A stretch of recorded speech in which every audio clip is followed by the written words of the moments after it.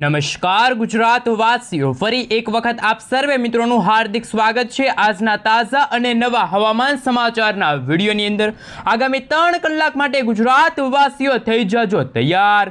અંબાલાલ પટેલે કહ્યું એટલે પાક્કું, ગુજરાતમાં ધોધમાર વરસાદ, વીજળીના ચમકારા, કડાકા ભડાકા, થંડરસ્ટોર્મ એક્ટિવિટીના ભાગરૂપે ગુજરાતમાં 1 થી 2 ઇંચ સુધીના વરસાદની આગાહી અંબાલાલ પટેલ અને પરેશભાઈ ગોસ્વામીએ વ્યક્ત કરી છે। સાથે મિત્રો આજના આ વિડીયોની અંદર આપણે જાણીશું કે અત્યારે ચોમાસું ક્યાં પહોંચ્યું છે, ગુજરાતથી ચોમાસું કેટલા કિલોમીટર દૂર છે। સૌથી પહેલા અત્યારનું તમે લાઈવ સેટેલાઇટ પિક્ચર જોઈ શકો છો। ઉત્તર પૂર્વ ભારતના ભાગોમાંથી આવતી વરસાદી સિસ્ટમ, વેસ્ટર્ન ડિસ્ટર્બન્સ વાળી વરસાદી સિસ્ટમ સતત ગુજરાત નજીક આગળ વધી રહી છે, તો બીજી તરફ અરબ સાગરના દરિયામાં જે વરસાદી સિસ્ટમ હતી, ચોમાસાવાળી જે વરસાદી સિસ્ટમ જે ગઈકાલ સુધી તો ખૂબ જ ખૂંખાર પરિસ્થિતિમાં હતી, એ વરસાદી સિસ્ટમ અત્યારે નબળી પડતી જોવા મળી છે। ત્યારે મિત્રો ગુજરાતના હવામાન વિભાગ તરફથી વર્ષ 2026ના ચોમાસાને લઈને ખરાબ સમાચાર સામે આવ્યા છે, તો બીજી તરફ આગામી દિવસોમાં માત્ર ગુજરાતમાં વરસાદી ઝાપટા જોવા મળશે। સાથે મિત્રો આજના આ વિડીયોની અંદર આપણે જાણીશું કે અત્યારે ગુજરાતમાં ચોમાસાના વરસાદના નક્ષત્રને લઈને અંબાલાલ પટેલે શું આગાહી વ્યક્ત કરી છે।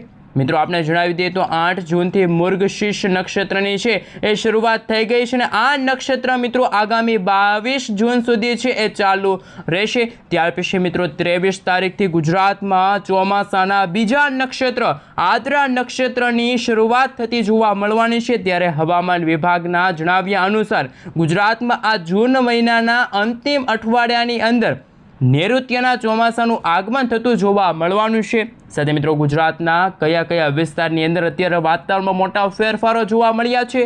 આજે મિત્રો વહેલી સવારથી જ ગુજરાતના ઘણા બધા ભાગોમાં વરસાદી વાદળાઓ જોવા મળ્યા હતા, પરંતુ બપોરના સમયગાળા દરમિયાન ગુજરાતમાં ગરમી અને ઉકળાટનું પ્રમાણ વધ્યું હતું। તમે લાઈવ જોઈ શકો છો। આવનારી કલાકોમાં દક્ષિણ ગુજરાતના દરિયાઈ કાંઠાના ભાગોમાં હળવાથી મધ્યમ વરસાદની આગાહી વ્યક્ત કરવામાં આવી છે। સાથે હવે પછી સૌરાષ્ટ્રના દરિયાઈ કાંઠાના ભાગોમાં તોફાની પવનો ફૂંકાશે। 40 થી 50 કિલોમીટર પ્રતિ કલાકની ઝડપે તોફાની પવનો ફૂંકાતા જોવા મળવાના છે અને અરબ સાગરવાળી વરસાદી સિસ્ટમ કે જે અત્યારે નબળી છે, પરંતુ આગામી 24 થી લઈને મિત્રો 36 કલાકની અંદર બંગાળની ખાડીમાં વર્ષ 2026નું પ્રથમ વાવાઝોડું સક્રિય બનતું હોય તેવા દ્રશ્યો સામે આવશે। ત્યારે હવામાન નિષ્ણાત અંબાલાલ પટેલે વાવણી લાયક વરસાદને લઈને તારીખ જાહેર કરી છે। શું અંબાલાલ પટેલે અત્યારે જે ગુજરાતમાં વરસાદી સિસ્ટમ એક્ટિવ ન હોવાની આગાહી વ્યક્ત કરી છે, એમના વિશે વાત કરીશું। સાથે મુંબઈના દરિયાઈ કાંઠેથી ચોમાસું છે એ મિત્રો કમસે કમ 100 કિલોમીટર દૂર છે અને અત્યારે જે વરસાદી સિસ્ટમ જે અરબ સાગરના દરિયામાં બનતી જોવા મળી છે એ આવનારી કલાકોમાં થોડીક નબળી બનતી જોવા મળવાની છે। માત્ર સૌરાષ્ટ્રના દરિયાઈ કાંઠે અને દક્ષિણ ગુજરાતના દરિયાઈ કાંઠામાં હળવાથી મધ્યમ વરસાદી ઝાપટા જોવા મળશે। કોઈ ભારેથી અતિભારે વરસાદની સંભાવના હાલ દર્શાવવામાં નથી આવી। સાથે મિત્રો હવે પછી આપણે અમદાવાદ હવામાન વિભાગ તરફથી સમગ્ર ગુજરાત રાજ્યનો જે નકશો જાહેર થયો છે, નકશા વિશે થોડીક વિગતવાર માહિતી મેળવીએ। કયા વિસ્તારની અંદર કેટલા ઇંચ સુધીના વરસાદ જોવા મળશે, કેવા પ્રકારની વોર્નિંગ જાહેર કરવામાં આવી છે, એમના વિશે થોડીક વિગતવાર માહિતી મેળવીએ। સૌથી પહેલા મિત્રો તમે જોઈ શકો છો હવામાન વિભાગ તરફથી અત્યારે સૌથી પહેલા દક્ષિણ ગુજરાતના જિલ્લાની અંદર હળવાથી મધ્યમ વરસાદની આગાહી છે વ્યક્ત કરી છે। સાથે મિત્રો ગીર સોમનાથનો વિસ્તાર હોય, સૌરાષ્ટ્રના દરિયાઈ કાંઠાના વિસ્તારો કે પછી તમે લાઈવ જોઈ શકો છો અત્યારે ઉત્તર પૂર્વ ગુજરાતના જિલ્લાની અંદર કોઈ પણ પ્રકારના વરસાદની આગાહી વ્યક્ત કરવામાં નથી આવી, માત્ર દક્ષિણ ગુજરાતના ભાગોમાં હવામાન વિભાગે છે એ આગાહી વ્યક્ત કરી છે। સાથે મિત્રો 12 તારીખ, 13 તારીખ, 14 તારીખ અને 15 તારીખ સુધીના જે નકશાઓ રજૂ થયા છે, નકશાઓ વિશે જો નજર કરવામાં આવે તો તમે જોઈ શકો છો ધીમે ધીમે પ્રી મોન્સૂન એક્ટિવિટીની ગતિવિધિ વધતી જોવા મળવાની છે। સૌરાષ્ટ્રના દરિયાઈ કાંઠાના ભાગોમાં ભાવનગર, અમરેલી, ગીર સોમનાથ, બાકીના પૂર્વ ગુજરાત અને ખાસ દક્ષિણ ગુજરાતના જે વિસ્તારો છે દાહોદ, પંચમહાલ, મહીસાગર, આ સાથે વડોદરાથી લઈને દક્ષિણ ગુજરાત લાગુના વિસ્તારમાં, સુરત, તાપી, વલસાડ લાગુના વિસ્તારમાં હળવાથી મધ્યમ વરસાદની આગાહી કે જે હવામાન વિભાગે વ્યક્ત કરી છે। મિત્રો 15 તારીખના રોજ તમે જોઈ શકો છો સૌરાષ્ટ્રના દરિયા કાંઠે અને દક્ષિણ ગુજરાતના ભાગોમાં વરસાદની આગાહી વ્યક્ત કરવામાં આવી છે। હવે પછી મિત્રો હવામાન વિભાગના જણાવ્યા અનુસાર ઇન્ડિયન મોન્સૂન ડિપાર્ટમેન્ટ તરફથી સમગ્ર ભારત દેશનો નકશો જાહેર કરવામાં આવ્યો, જેમાં અરબ સાગરના દરિયામાં ચોમાસાવાળી પાંખ સતત ઉત્તર દિશા તરફ આગળ વધી રહી છે। જ્યારે બંગાળની ખાડીવાળી વરસાદી સિસ્ટમના કારણે પૂર્વ ભારતના જે આ વિસ્તારો છે, મિઝોરમ છે, અસમ લાગુના વિસ્તાર છે, ત્યાં અત્યારે ચોમાસાનું આગમન આજે થતું હોય તેવા દ્રશ્યો સામે આવ્યા. અત્યારે મુંબઈના દરિયાઈ કાંઠેથી આ ચોમાસું થોડું દૂર છે ને આવનારા દિવસોની અંદર સૌરાષ્ટ્રના દરિયાઈ કાંઠે અને દક્ષિણ ગુજરાતના દરિયાઈ કાંઠાના ભાગોમાં ચોમાસાનું આગમન થશે. ખાસ મિત્રો 15થી લઈને 20 જૂનના સમયગાળા દરમિયાન ગુજરાતમાં નૈઋત્યના ચોમાસાનું આગમન થતું જોવા મળવાનું છે. અત્યારની લાઈવ સેટેલાઇટ ઇમેજ તમે જોઈ શકો છો. બંગાળની ખાડીવાળી વરસાદી સિસ્ટમ છે થોડીક નબળી છે, પરંતુ અરબ સાગરવાળી વરસાદી સિસ્ટમ સક્રિય છે અને જેના કારણે દક્ષિણ પશ્ચિમનું ચોમાસું સતત ઉત્તર દિશા તરફ આગળ વધતું જોવા મળી રહ્યું છે. અને મિત્રો બદલાતા હવામાનને લઈને તમે ગુજરાતના નકશાઓ જોઈ શકો છો. GFS મોડલ પણ સામે આવી રહ્યા છે, જેમાં ચોમાસાના આગમનને લઈને તારીખ 14 જૂન સુધીમાં તમે જોઈ શકો છો દક્ષિણ ગુજરાતના ઘણા બધા જિલ્લાની અંદર વરસાદની આગાહી અને અરબ સાગરવાળી વરસાદી સિસ્ટમ સતત ઉત્તર દિશા તરફ આગળ વધી રહી છે. દેશમાં ચોમાસાની તોફાની એન્ટ્રી થઈ ગઈ છે. ભારતમાં દક્ષિણ પશ્ચિમનું ચોમાસું તીવ્ર ગતિએ આગળ વધ્યું. માત્ર મિત્રો 5 દિવસની અંદર ભારત દેશના 13 રાજ્યની અંદર મેઘરાજા મન મૂકીને વરસ્યા છે. ચોમાસું મુંબઈના દરિયા કાંઠેથી માત્ર 150 કિલોમીટર આગું છે.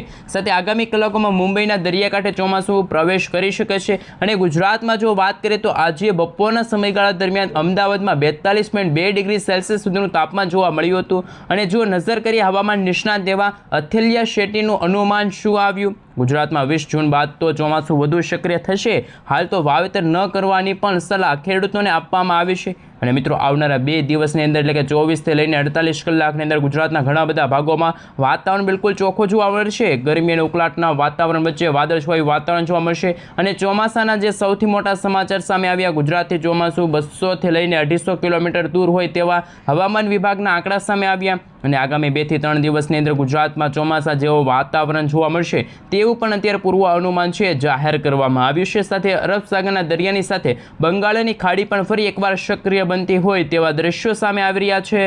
સાથે સાથે મિત્રો તમે જોઈ શકો છો સૌરાષ્ટ્રના દક્ષિણ ગુજરાતના વાતાવરણમાં પલટો આવવાની પણ આજે સંભાવના વ્યક્ત કરવામાં આવી છે.